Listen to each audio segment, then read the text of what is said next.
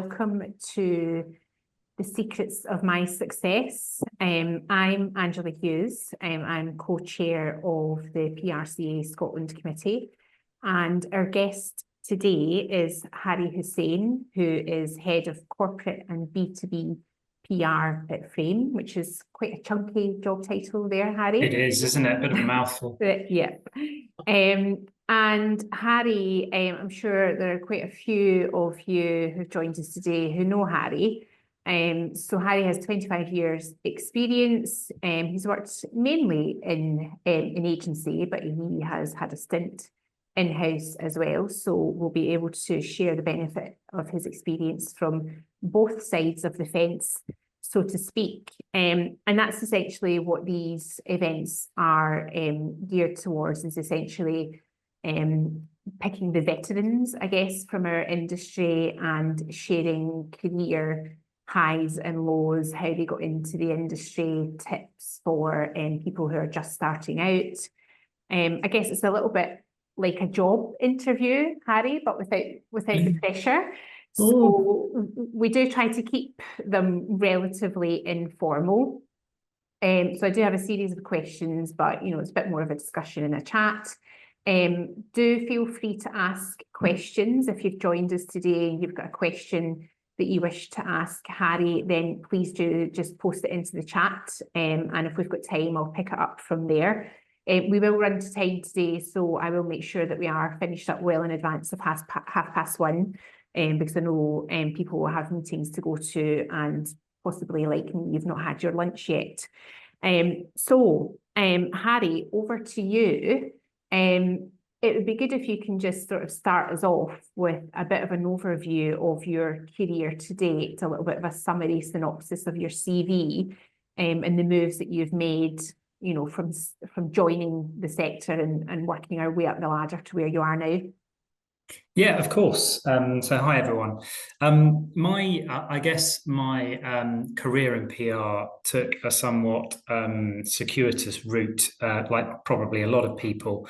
So my interest was really peaked post-university, when I had no idea what I was going to do, and studied for a postgrad in Edinburgh in public policy.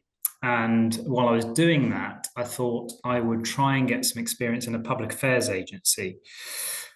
So I did. I walked around lots of different offices in Edinburgh, handing in my CV, and got a day a week at a small agency called Strategy in Scotland, which was brilliant, actually. And that sort of opened my eyes up to the world of comms and public affairs.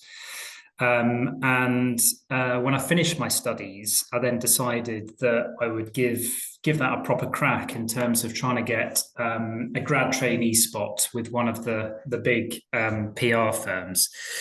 So went through that whole very painful sort of milk round process and interviews and long sort of assessment days.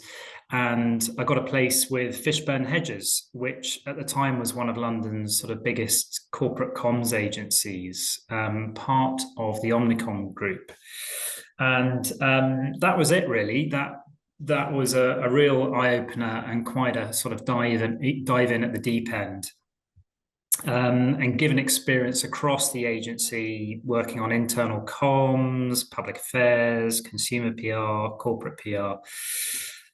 So I did that I was down in London for about 4 years, I think. And after then, I had the calling to return up to Scotland, where I'd been studying, and joined the big partnership, which at the time was still relatively young, actually, with a small Edinburgh office of about five people, I think, at the time. So I came up, joined the big partnership, and led all their Scottish government activity, which at the time wasn't through a framework. It was all sort of just dished out by the Scottish government to agencies they liked, which was much easier, I have to say. Yeah, I'm sure. But so I helped them go through that process of getting a place on the first roster that the Scottish Government marketing team issued, which seems like an awful long time ago now. And having done that and spent a lot of my life in St Andrew's House for 3 or 4 years, I thought I would try and become more of an expert in one sector rather than a jack of all trades, and tried my hand at financial services, joining HBOS, which I think was probably about 2008. At the time when I thought I need a stable career in a very stable sector that will see me through for the next 10 years. And then, of course, the financial crash hit in 2010 and the world turned upside down.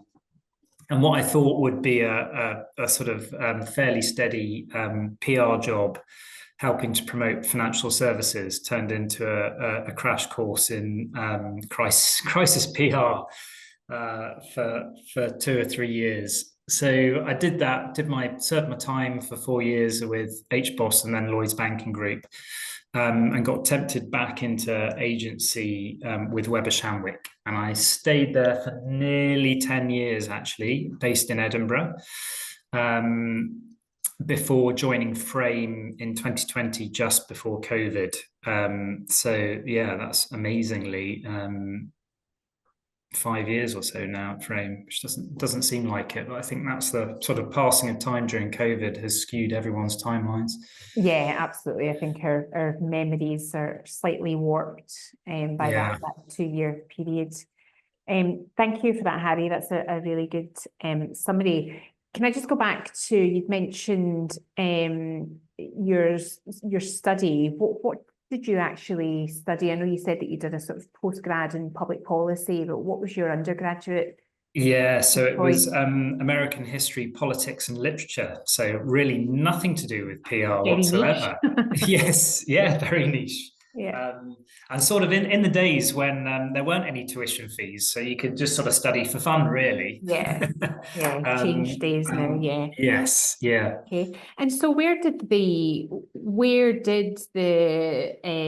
sort of desire and inspiration to work in PR come from, given your area of study?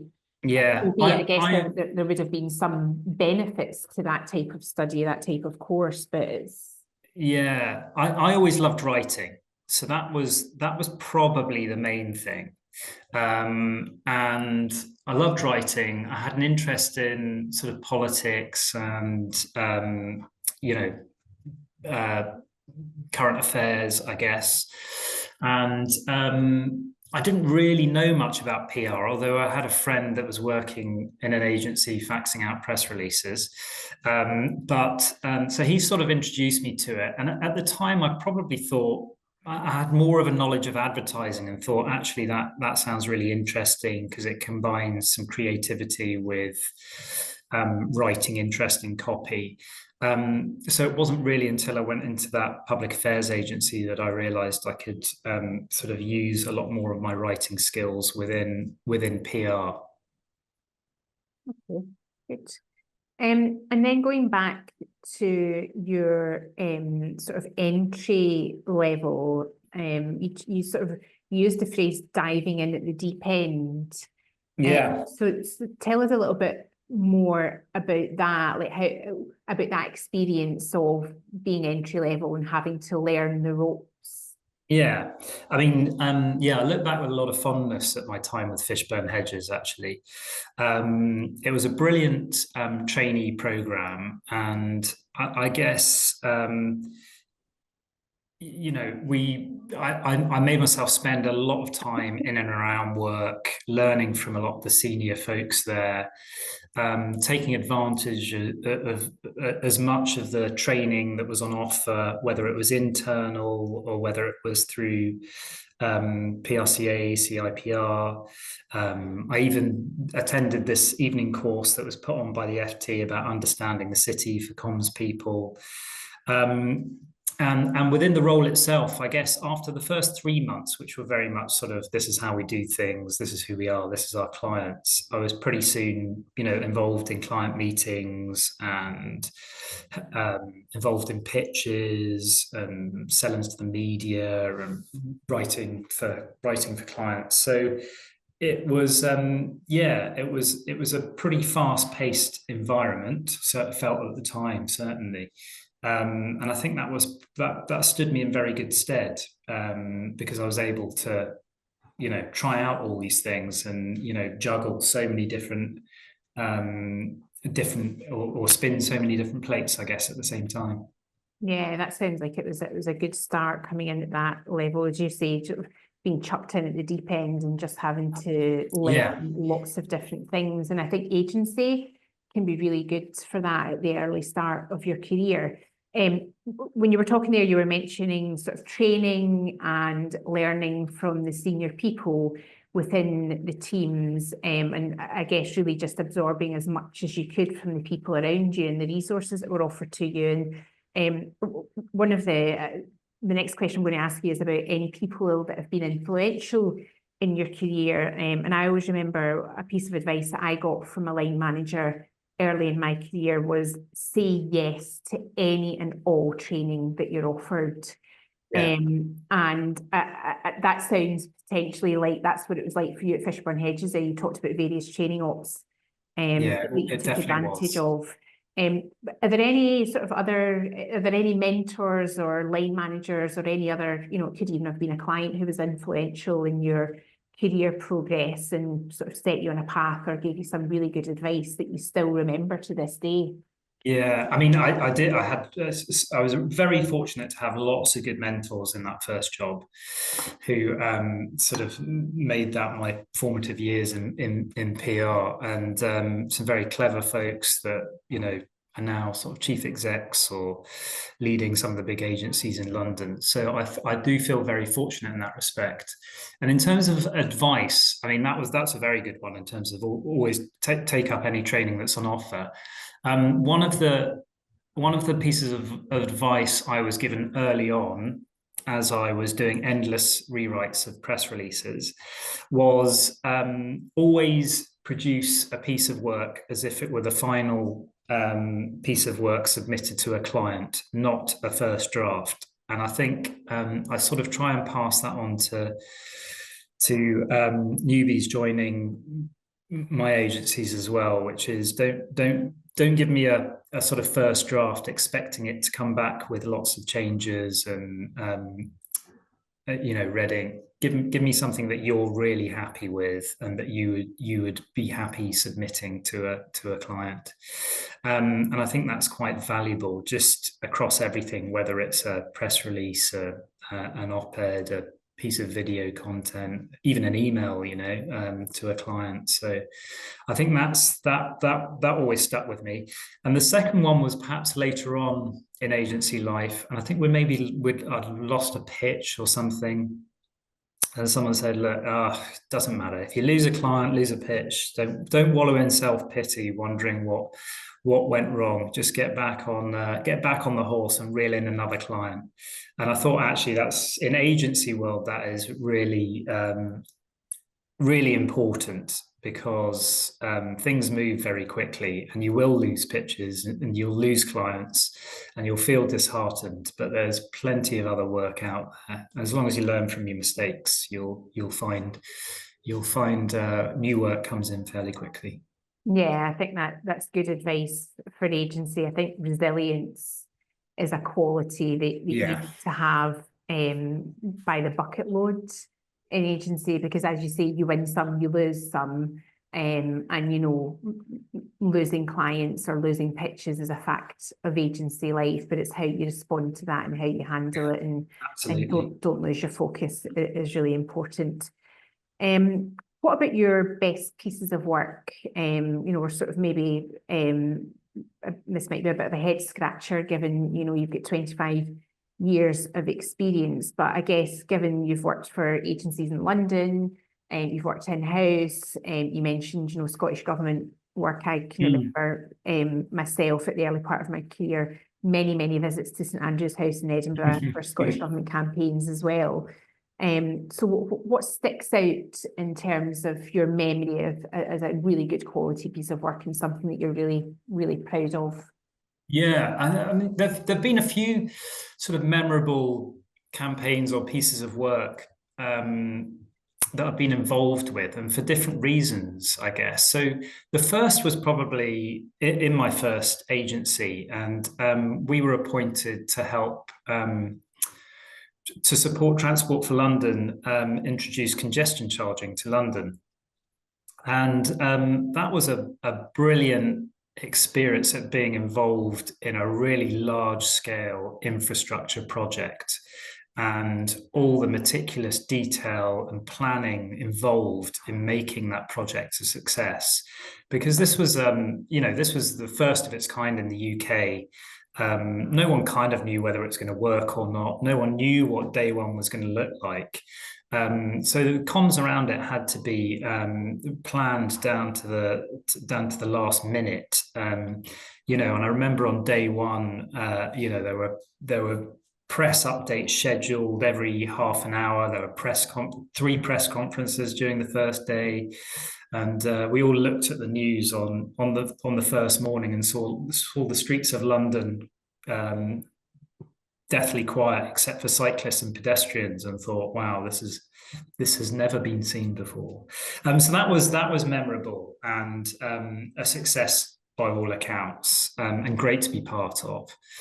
And then I guess later on, one of my agencies up here in Scotland, I had like every good PR in Scotland, you end up working on whiskey, right? So through my work with whiskey, I ended up working with a couple of guys who were interested in the rare whiskey market, and the market for buying and selling whiskey at auction.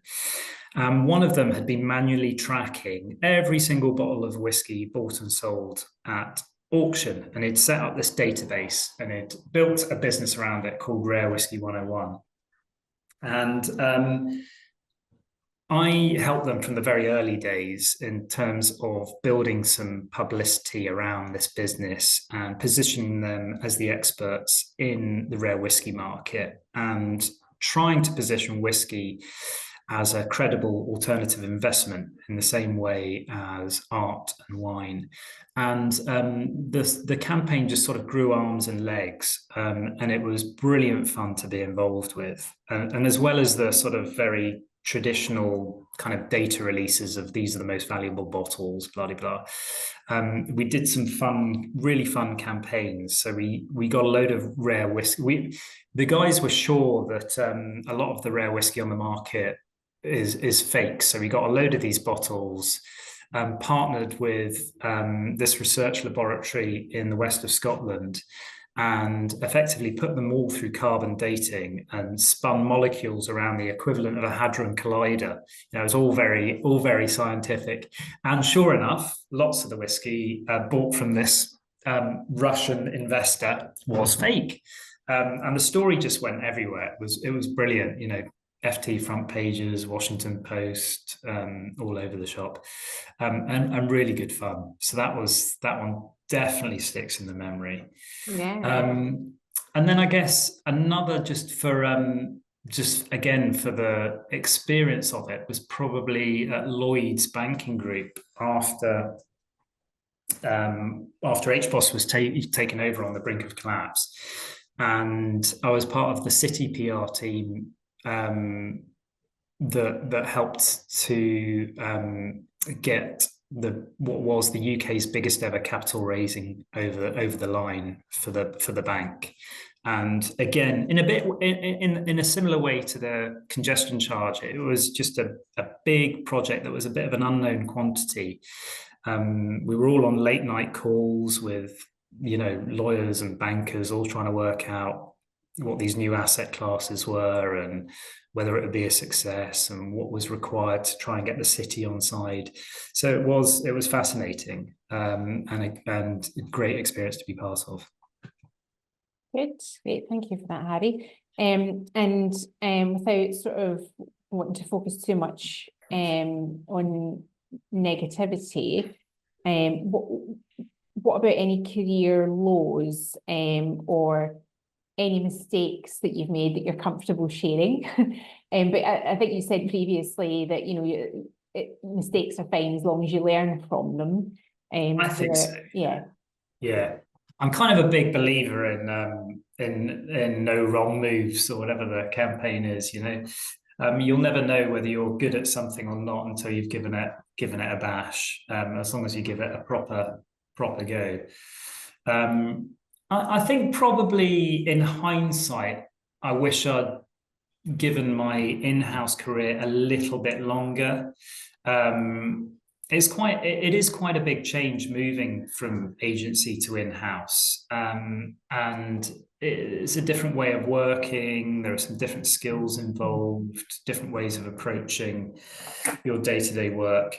And while I enjoyed it, I probably always had a thought in the back of my head that I want to go back to agency, which may or may not have always been there. But I kind of always think, should I maybe have given it a couple more years just to see if my role bed in? But it's not really a regret. It's more just a lingering thought, I guess. Yeah, and I guess there's always time. Absolutely. I know. Being a veteran of the industry, I've got to think about what the next 20 years hold for me. Absolutely. I've worked both agency and in-house as well, and you're right, it is a different, although there are similarities and a lot, obviously the sort of principles and technical aspects of the job are similar. I think sort of managing clients internally and managing clients as separate entities is very different. And I don't know, I feel like sometimes there are people that are in-house people and there are people that are agency people as well. And I think that sometimes it's maybe just what kind of environment and culture you thrive in, which you can really only find that out by potentially experiencing both. Yeah, it's funny, isn't it? And you move from being a central fee earner in agency to in-house. And maybe if you're in-house, if you start in-house, you don't feel this way. But I felt as if I was moving from being a fee earner to being a cost to the business and having to prove myself. Which of course, is not really the case, because you're a critical part of the operations. But that kind of feeling that I was not earning fees, therefore expendable, kind of haunted me during the first couple of years. Yeah. Maybe if we've got any in-house comms folk in the chat, maybe they could share how they feel about that. And just a reminder, if anyone does have any questions, then do put them into the chat, and I'll put them to Harry. With the benefit of hindsight over the last 25 years, Harry, what would you tell your younger self, as you were out walking around the streets of Edinburgh, handing out your CV, trying to land that first role, or when you were in your sort of first few years of working life? Yeah, I would say, well, be restless. So just constantly, don't rest on your laurels. Keep striving to do more, learn more, take up more opportunities as they come, whether they're with your employer or whether they're doing some volunteering or being part of a network. And the second thing, and probably the big piece of advice I'd tell a younger me, which is probably take the time to try and learn as much as you can about yourself, which sounds a bit meta, but it kind of, what makes you tick, what do you get energy from, what terrifies you, because ultimately knowing yourself is going to be key to being happy both in life and at work. And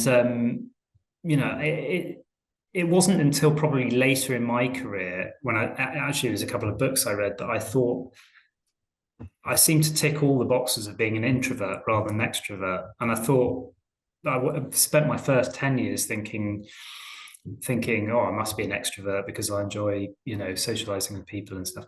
Anyway, so much was telling me actually the things that terrify you and the things that you enjoy probably personality driven. And actually that helped me understand the way I approach situations, the way that I could overcome certain barriers that had always been there for me. So I'd say as someone starting out, don't try and fit the mold of what someone else wants you to be or what you think a PR person is. Try and understand who you are, and then that will help you navigate your way through the industry.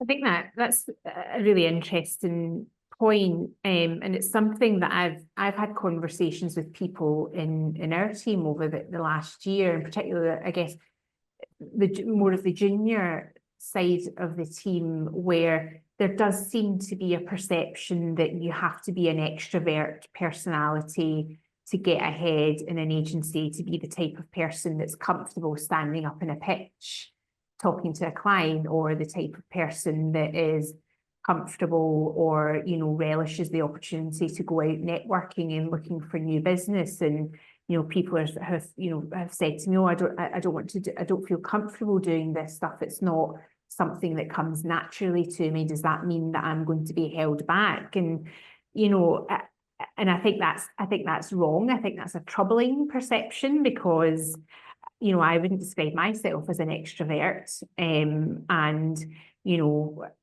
I think that, as you say, you have to learn things about your personality.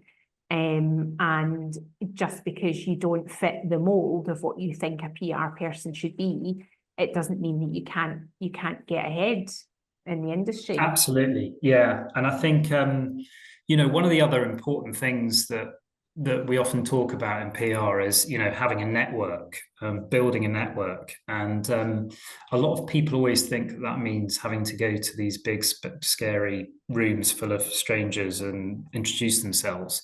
And some people are very good at that. I would say a few people, but there are some who are very good at doing that. I always found that I much preferred enjoying going out for a coffee with someone, or keeping up with some, you know, a lunch once a year, or maintaining networks on a sort of one-to-one basis, or just amongst a few people. And that's how I found I could build up a network, because, you know, those big rooms of people and going up to someone and introducing myself never really did it for me. That terrified me.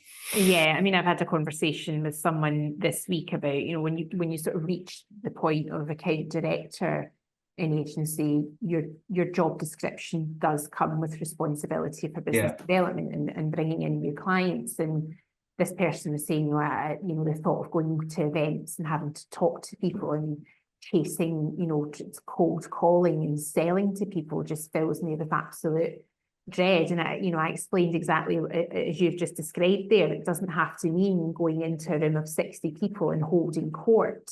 It can be just about calling old colleagues, previous clients, and meeting them on a one-to-one basis and having coffee. So there's more than one way to sort of build and maintain your network, and it doesn't always have to mean that you're the life and soul of the party, so to speak.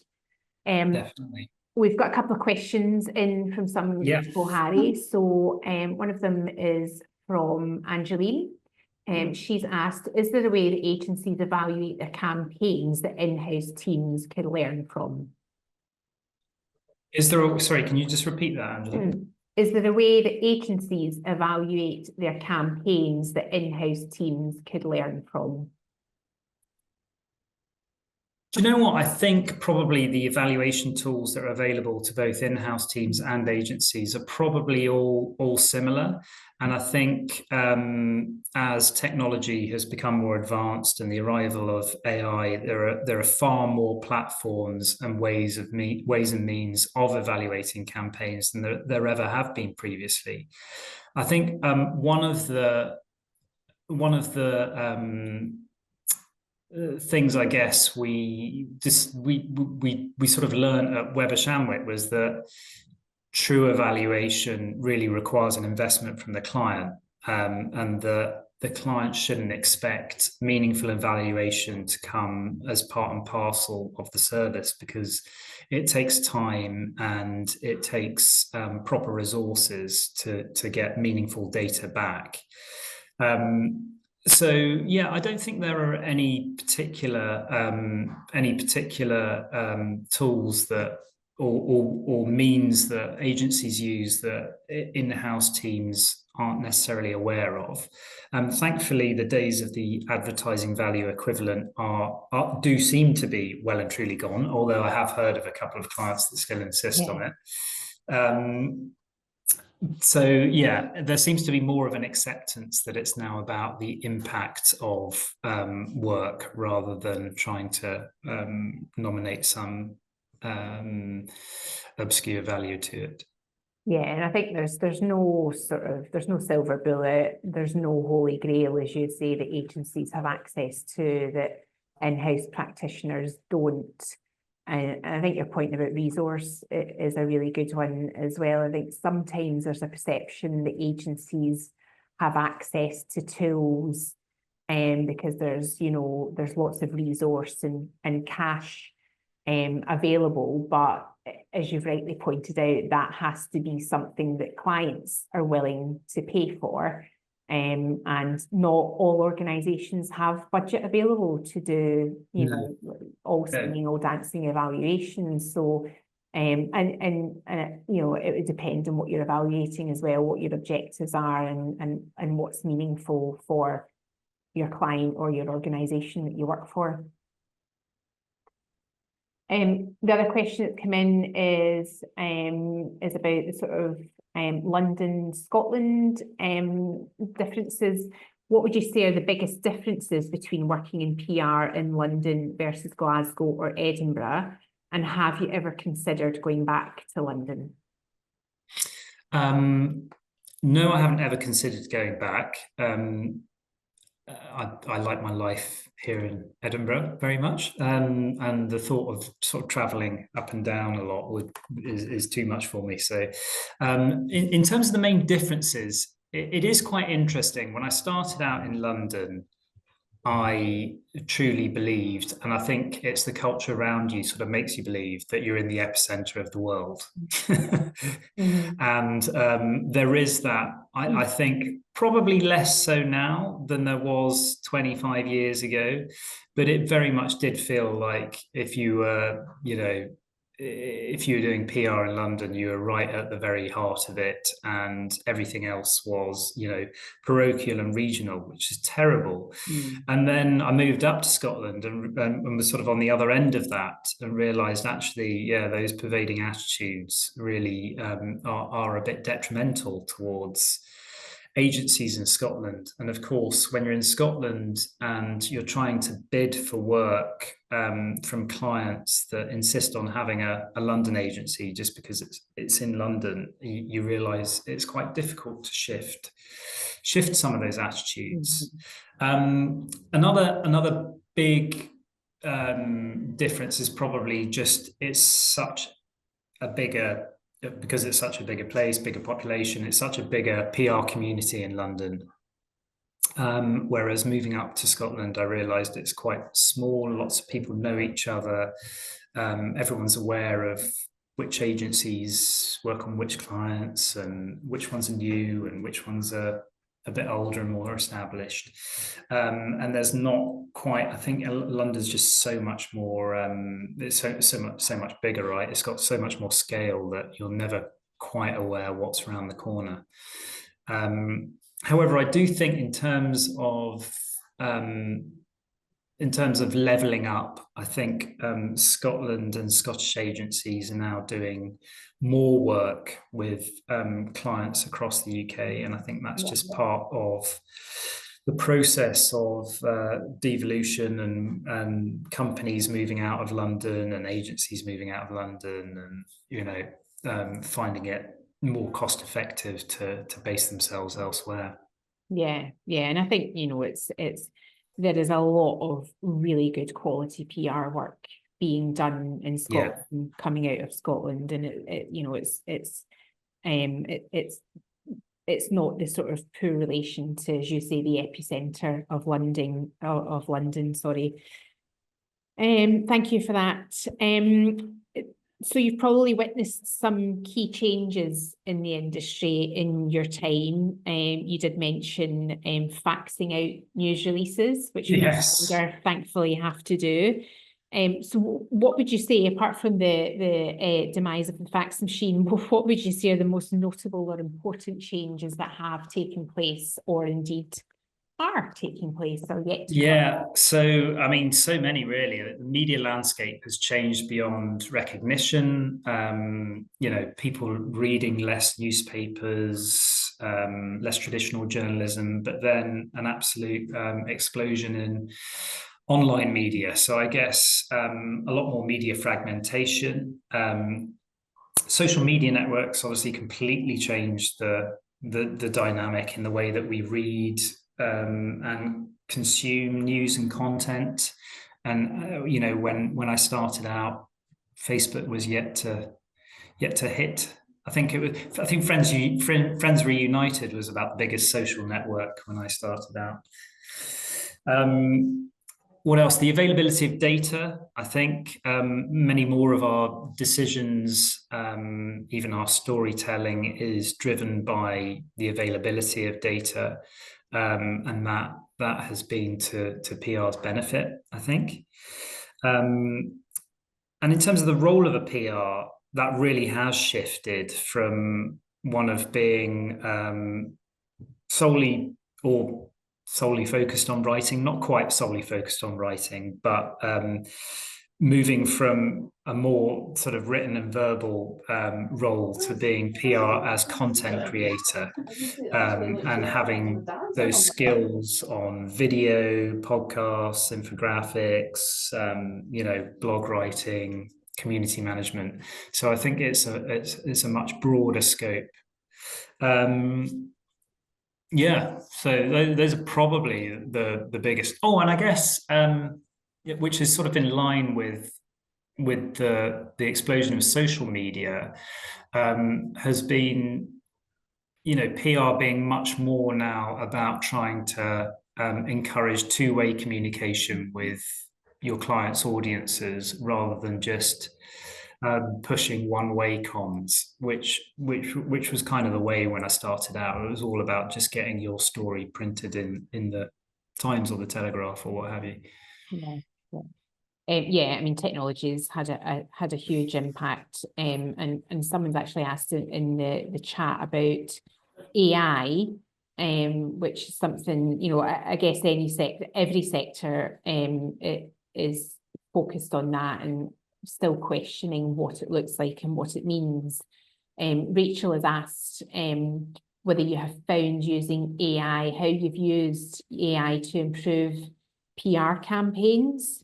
And one of the questions I was going to ask your thoughts on was whether, you know, is it PR's friend or foe, given its sort of capabilities to generate content? I mean, I think like a lot of other agencies, we're still finding our way with it. We're still trying out various tools. We're still working at putting guardrails around it with the team in terms of, you know, not sending me press releases written by ChatGPT. Yeah. So has it improved campaigns? I would say probably not just yet, because I don't think we've used it properly to its full potential in that way. I think so far we've used it to make us a bit more efficient. So that might be helping to tweak some content here and there. It might be helping with research around new business briefs, certainly around things like administrative tasks, meeting notes. So we've probably used it to make us a bit more efficient so far.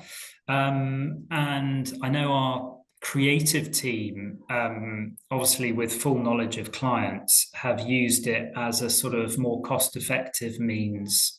So DALL-E and various other creative tools to create content that clients are happy using. And obviously Coca-Cola, you know, launched their first AI-generated campaign So it is more prolific probably on the creative side of our business than necessarily on the PR side at the moment. But I'm sure we'll work out a way that it can be harnessed to improve Yeah. our outputs, but we're not quite there yet. Yeah, absolutely. I mean, we're sort of viewing it as an extra tool in the toolbox, so to speak, to support what we're doing, rather than, you know, at the point where we're seeing it as a replacement to lots of stuff Yeah. we do. But I think that's probably going to be a subject and a topic that we'll be focusing on quite closely over the months and years to come. Yeah, definitely. And I think actually just the skill of being able to use AI is, you know, rather than AI replacing humans, just being able to use it to its full advantage is a proper skill in itself. And you know, we've had some training courses here, and I think people are still only scratching the surface in terms of what we can do as humans to make the most of the technology available to us. Absolutely. Avril has asked a question about social media, and she wants to know what platforms do your clients want to use. And I suppose that's an ever-changing landscape, isn't it? You've mentioned our Friends United, and you know that's disappeared, but we've got new platforms that have sprung up in recent years as well. So what are your clients telling you that where they want to be? Yeah, so on my side of the business, which is corporate and B2B, thankfully we're a bit more traditional. So most of our clients are fairly comfortable in either LinkedIn and or YouTube. And on the consumer side of the business, it's a whole different world. And you know, TikTok in particular seems to be increasingly important to clients, and various other social media networks that I have to say I am not au fait with. So I'm probably not the right person to ask about social media networks, because most of my clients are still trying to get to grips with LinkedIn and YouTube. Good. Yeah, I think that, you know, we're mainly B2B at our agency at Clark as well. And so we are very much in the sort of LinkedIn type camp, but it's you do. I mean, X definitely seems to have become less important. Yeah, absolutely. Nearly all of our clients. Yeah, they're all sort of, you know, we've had conversations with clients about coming off X and should they go on to Blue Sky. But every so often you do get that random request from a B2B client that says, oh, maybe we should be on TikTok. Mm-hmm. You know, and ultimately it comes back to, well, who do you want to engage with? Where's your audience? Where is your audience? Exactly that. So a question about work-life balance, Harry. Obviously, you know, PR is kind of considered a job where you're always on. Clearly, you're in a senior role where you've got a lot of responsibility for running the agency, making sure you've got the income stream, and it is a demanding role. So how do you manage work-life balance? And related to that, someone's also asked what your views are on the optimal working from home and office balance. Yeah. The work-life balance one is an interesting one, because I'm married to an oncologist who has very little work-life balance. So and spends ridiculously long hours in the hospital. So I've always had to maintain some degree of work-life balance, particularly once we had a family and had young kids to bring up. And that was quite difficult, really, because that was, you know, pre-COVID, working from home wasn't really a thing. You know, it's not that I wasn't allowed to, but I never really asked for it, and would always just be in the office and perhaps manage my working hours around things that I had to do, or pickups from nursery and so on and so forth. And COVID really did change all of that in terms of, you know, could you be just as productive at home what is the impact on a workplace if people are dialing in remotely all the time? What's the optimal balance? And I think there is, again, there's no silver bullet from my perspective. It's what works for what works for each business, really. And each business will have their own different reasons as to why they're quite happy to let their staff work remotely 4 days a week, or whether they want their workers to come in to the office 3 or 4 days a week. And there probably is no right or wrong answer. There certainly is much more of a stronger case for letting staff work from home when they need to, and making that a lot easier and manageable for people. And I think there's a general acceptance in that. I mean, you hear of some of the big, certainly some of the big US firms that have mandated 5 days back in the office. JP Morgan, yeah, and that just it seems a bit crazy to me. But maybe, if you've sold your soul to the devil at Goldman Sachs, you maybe have to put up with some of that. But that just seems like nonsense to me. Yeah, you should be able to trust your staff to be able to work just as productively from home. Yeah, I mean, there is a sort of ongoing debate around this, and we do see it's interesting that it's a lot of the big corporates that are doing this sort of mandate, and the likes of Sir Alan Sugar, etc., that are saying, oh, everyone needs to be back in the office. You can't do a proper day's work when you're at home, and that's people say that's tied into the fact that these people own property and commercial property, and that's why. But the other side of that is that our city centres are potentially suffering, and commercial property is connected to our pension funds and such as well. So there are lots of arguments for and against, but there definitely are. I would say that, just from personal experience of starting out in PR, and again, working from home wasn't an option, but I did find it invaluable to be in and around work, the office, and my team as much as possible, even after work, and socially and out for drinks, and just absorbing as much as I could about the world of PR and work. And that really stood me in good stead. I don't regret any of that time. Even some of the long days after a big night out in the office, which perhaps weren't as productive as they could have been.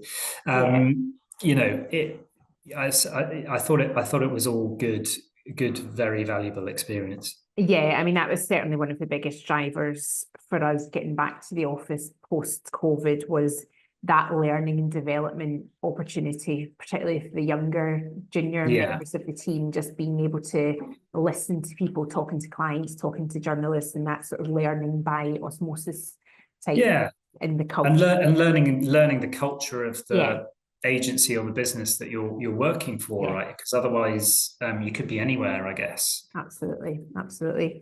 Okay, I'm just conscious of time, and I don't want to delay anyone going off to meetings, etc. So I'm just going to wrap up with a sort of final question, Harry, and it's to ask what your top tips, maybe 3 top tips for those who are starting out or in the early years of their PR career.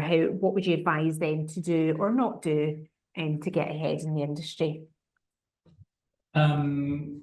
3 top tips. Well, first I'll probably say don't try and run before you can crawl. So a lot of the stuff that you do when you join or you're at entry level, whether it's monitoring for coverage, whether it's compiling media lists, it may feel a bit menial, a bit workaday, but it's all vital learning and the building blocks of the job that we do.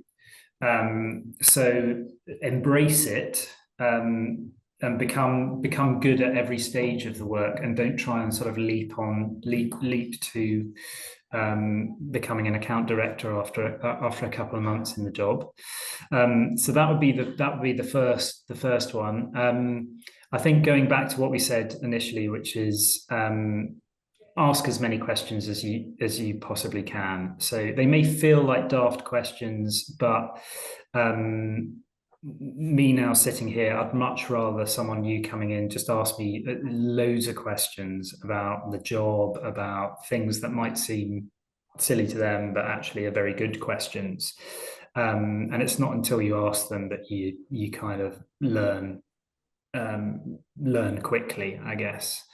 And on the learning front, yeah, take advantage of as many learning opportunities as possible, because not every training session will be brilliant, but you'll definitely learn something from it. Yeah, okay. Great. So that's great advice, Harry. Interesting your first point about the sort of menial building blocks of the job. I think probably everyone that we've had on The Secrets of My Success has advised something very similar. Learn how to do these things, learn how to do them well, and learn how to do them quickly, and then you can move on to some of the more exciting activity in the job. Okay, I'm going to bring this to a close. That's been really helpful and really interesting, Harry. Thank you so much for your time, and thank you to everyone who has attended and those who have asked questions. I hope you've learned something today, and share it with your colleagues as well.